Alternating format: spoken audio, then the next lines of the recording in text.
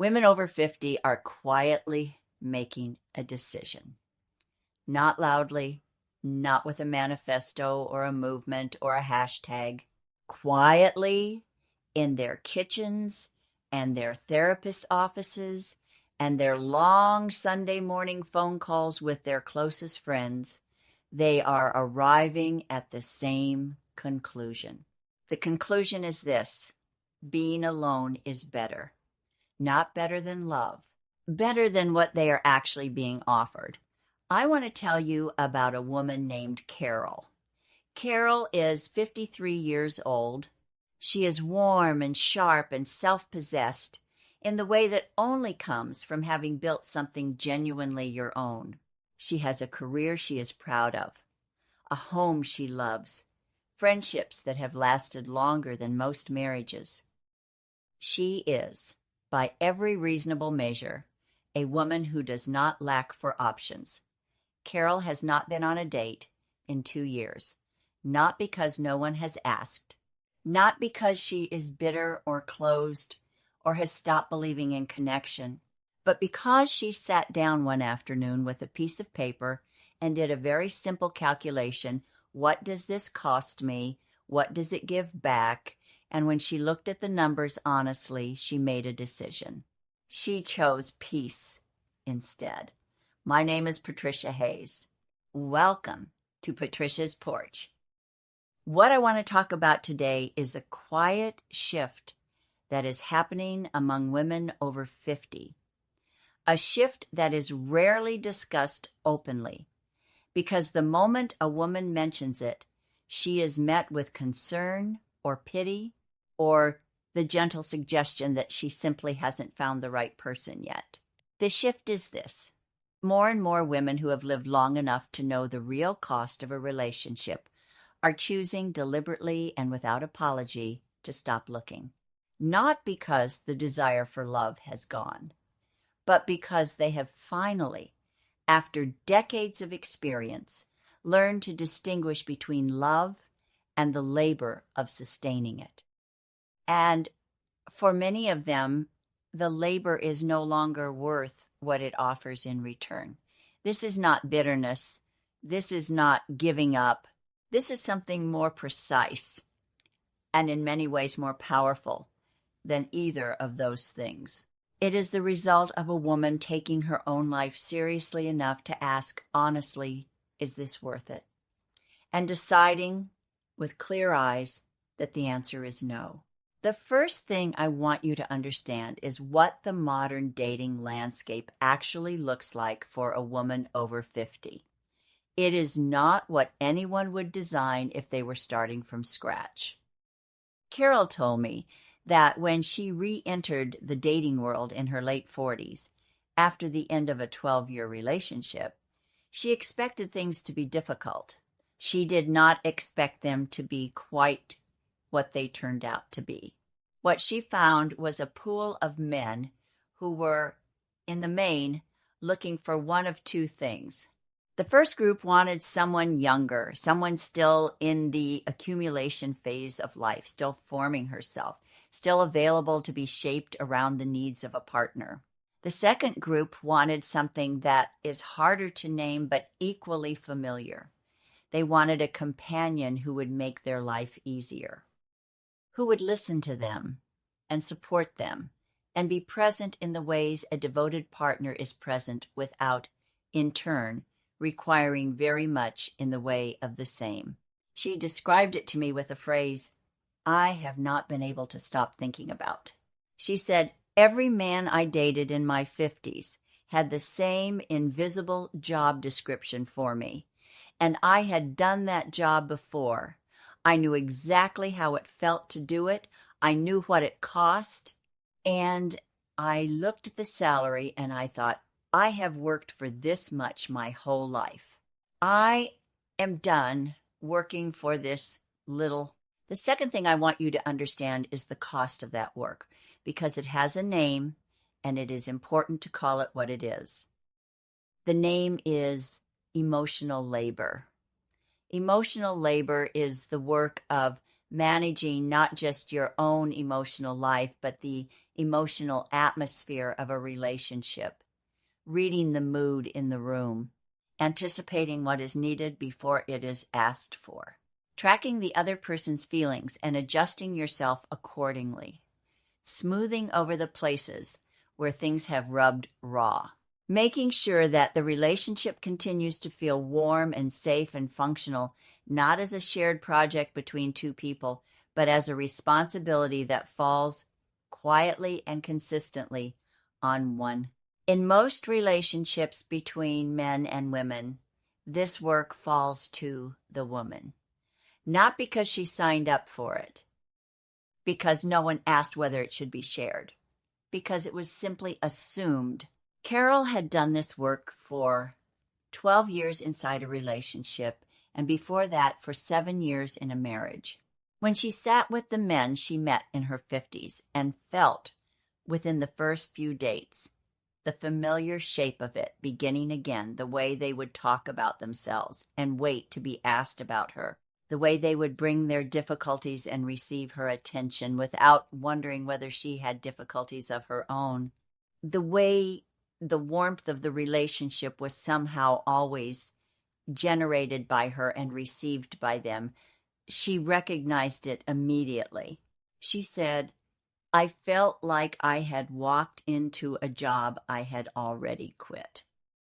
I want to sit with that for a moment because I think it deserves more than passing acknowledgement. When Carol said that, she was not describing a feeling of cynicism. She was describing recognition.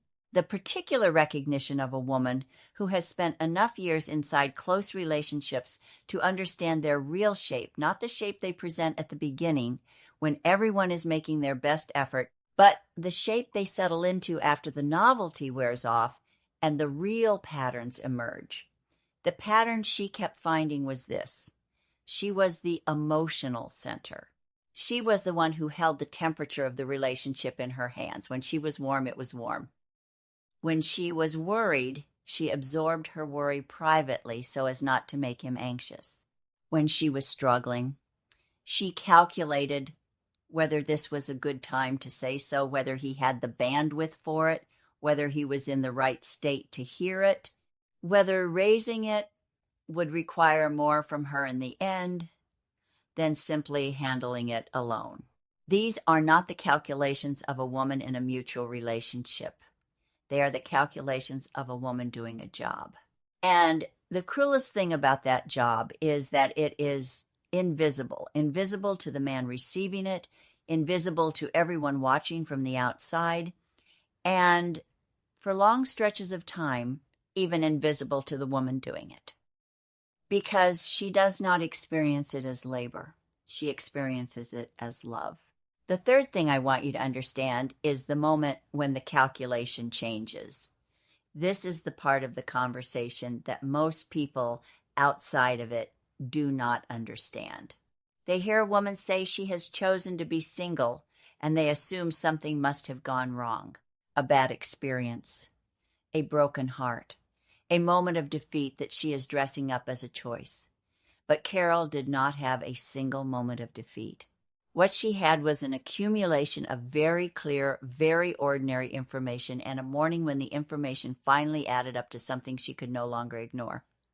She was 49 years old.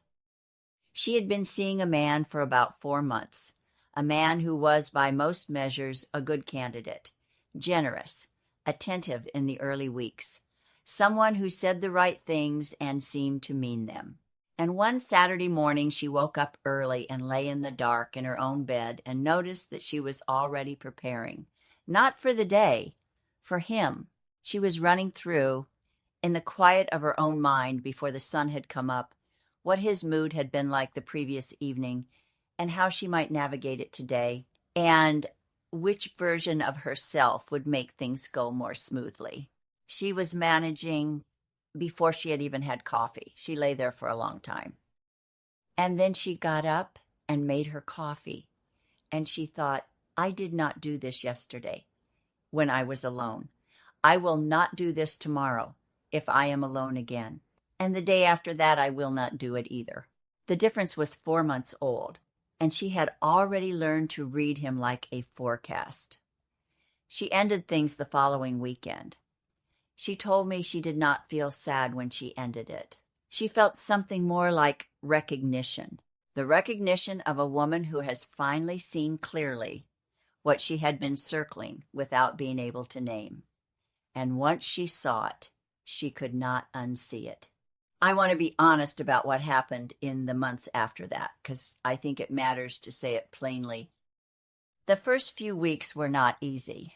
There is a specific kind of discomfort in choosing to be alone, not the discomfort of loneliness, exactly, but the discomfort of going against a story that has been told about you your entire life.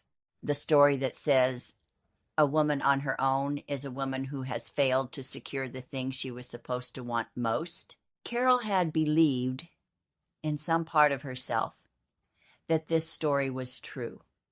She had to spend some time sitting with the discomfort of refusing it, of saying the story is wrong, or at least it is wrong for me right now in this life with what I know. She gave herself 3 months of deliberate quiet, no apps, no setups, no lunch suggestions from friends who thought they knew someone, just herself and her home, and the slow process of rediscovering what she actually liked, what she actually wanted, what she actually thought about things when there was no one else's reaction to account for. By the 3rd month, she said, something had shifted. The discomfort had gone. What replaced it was something she had not been expecting, a kind of ease she had not felt in years. The 4th thing I want you to understand is what these women are choosing instead, because this is the part that is most often misunderstood and most often misrepresented as something sad. What Carol chose instead was, on its face, very quiet. She is not doing anything dramatic. She is not traveling the world or reinventing herself in a spectacularly visible way. She is simply living her own life on her own terms without the constant background task of maintaining another person's emotional comfort. She wakes up in the mornings and her first thoughts are her own. She spends her weekends in the way that she wants to spend them, with no negotiation and no calibration. She has invested in the past 2 years more deeply in her friendships than she had in the previous decade, because she is no longer rationing her attention across a relationship that takes the greater share of it. She reads more. She cooks what she wants to cook. She has, she told me, relearned the sound of her own thinking, because for so long there was always someone else's noise in the room. She is not lonely. She is not quietly waiting for something better to come along. She has genuinely, and with a great deal of intentionality, built a life that she does not wish to interrupt. She said, I had spent 30 years trying to make a relationship feel like this, and the relationship was never what felt like this. It was always the parts in between. The 5th thing I want you to understand, and this is the one I most want you to sit with, is what it means when a woman makes this choice. It is not a closing down. It is not a turning away from life. It is a woman deciding that she knows enough now to be particular, that she has lived through enough versions of the same experience to trust what she has learned from them, that the life she has built alone is not a consolation prize for something she couldn't have. It is a considered preference, and she is allowed to have it. There is a myth that runs very deep in our culture, the myth that a woman alone is a woman who has failed at something, that being chosen is the measure of her, and not choosing freely is not available to her in the same way, that her solitude, whatever its origin, is fundamentally a wound rather than a position. The women I am talking about have decided they are done with that myth, not because they are angry at men, not because they have given up on the idea of partnership, but because they have done the honest accounting that most of us spend our whole lives avoiding the accounting of what a relationship has actually cost them and what it has given them in return. And they have made a rational decision based on the result. And I want to say something about that accounting, because I think we underestimate how difficult it is to do. Most of us were never taught to keep this kind of account. We were taught to give, to invest, to pour ourselves into the work of love without asking what the return looked like, because asking felt unromantic or transactional or selfish. We were taught that love is supposed to be unconditional, and so we made it unconditional, and we gave and gave without counting, and then one day, in our 40s or 50s, we looked around and noticed how much of ourselves we had spent and how little of the ledger had been filled in on the other side. Doing the accounting is not selfish. It is honest, and a woman who has finally done it honestly, who has looked at what she has given and what she has received and named the gap without flinching, is not a bitter woman. She is a clear-eyed one. Carol said something to me that I think about often. She said, I spent 20 years being afraid that if I asked too much, I would lose the relationship. And then I realized that what I had been protecting all that time was not actually a relationship. It was the appearance of one. Carol put it to me this way. She said, I am not anti-love. I still believe in it. But I have learned the difference between love and the management of someone else's emotional life in exchange for companionship. And if those two things come apart, I would rather have neither than mistake one for the other again. I want to close with something for the women who are listening to this and recognizing themselves. If you are in the middle of the calculation Carol described, if you are looking at a relationship or at the dating world, and feeling the familiar weight of work that is not quite worth what it offers, I am not here to tell you what to decide. What I am telling you is that the decision you are making is a legitimate one. The life you would be choosing is not a lesser life. A woman who has decided that her own peace is more valuable than a mediocre partnership has not settled. She has, in a very real sense, raised her standards so high that most of what is on offer cannot clear it. That is not defeat. That is clarity. And if you are somewhere different, if you still want partnership genuinely with all of what it asks of you, I want you to know that what Carol's story is really about is not whether to be with someone. It is about what kind of relationship is worth your labor. It is about knowing the difference between a relationship that adds to your life and one that quietly diminishes it. That knowledge is not the beginning of giving up. It is the beginning of knowing what you actually want. A woman who knows what she wants, clearly, honestly, without apology, is not a woman who has closed herself off from life. She is a woman who has finally, and perhaps for the first time, opened herself to it. My name is Patricia Hayes. This is Patricia's Porch.